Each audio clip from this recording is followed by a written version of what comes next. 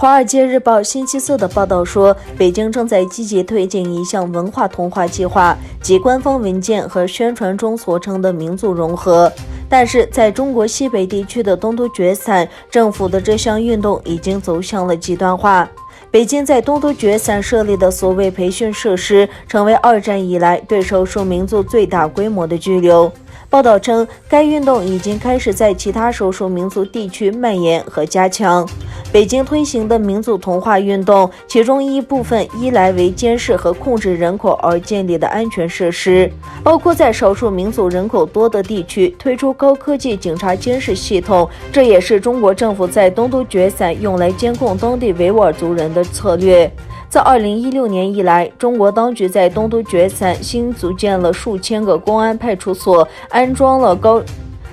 了价值高达数十亿美元的高科技监控设备。在内蒙古，一项扩大普通话教育并加强使用国家统一教材的计划，引发了当地蒙古族学生和家长的抗议和相关学校的抵制。人们担心他们的母语蒙古语有被消灭的危险。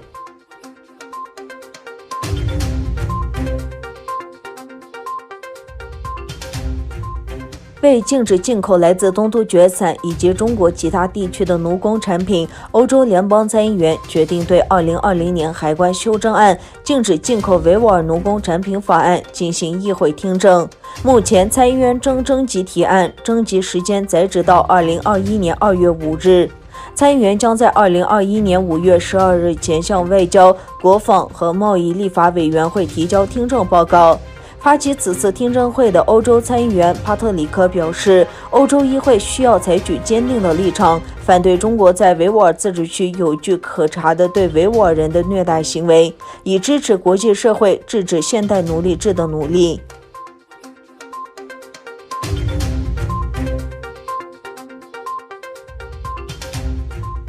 阿里巴巴创始人马云已有2个月没有公开露面和发声。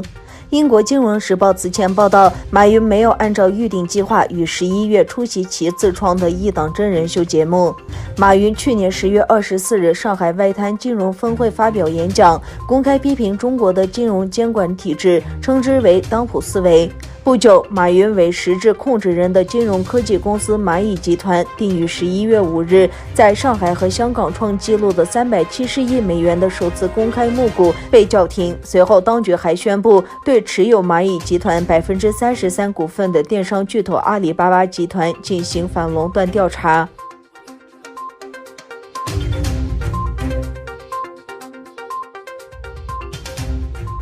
中国对美国参议院通过的国防授权法做出了反应。根据环球时报的报道，中国国防部对美国参议员批准的草案发表了声明。声明中说，这反映了冷战思维，该法案干扰了中国的内政。美国总统唐纳德·特朗普于2020年12月23日否决了去年12月初在国会通过的7400亿美元的2021年国防预算法案。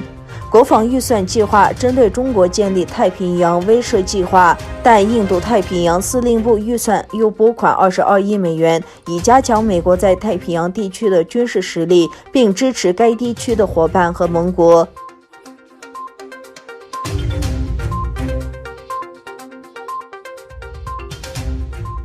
据科威特外交部宣布，沙特阿拉伯将取消对卡塔尔的数年禁运。这项外交纠纷始于2017年，当时沙特阿拉伯等国家切断了与卡塔尔的外交、贸易和旅行往来。四国指责卡塔尔支持恐怖主义，多哈方面否认这项指控。科威特外交大臣埃赫迈德·纳塞尔·萨巴赫星期一在科威特国家电视台宣布了这项协议。他说，今晚已达成一项开放沙特阿拉伯与卡塔尔之间的天空、陆地与海洋边界的协议。他说，这项协议将于星期二在沙特阿拉伯召开的海湾合作委员会峰会上签署。